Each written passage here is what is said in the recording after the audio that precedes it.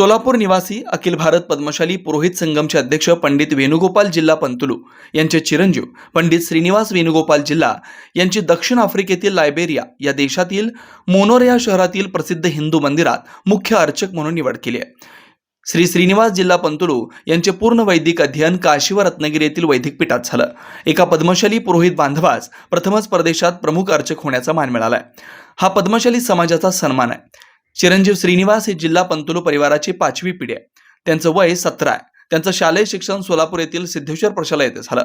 त्यांच्या निवडीचं समाज बांधवांकडून स्वागत करण्यात येत आहे। त्यांच्या या परदेश वारीला अभिनंदनाचा वर्षाव होतोय।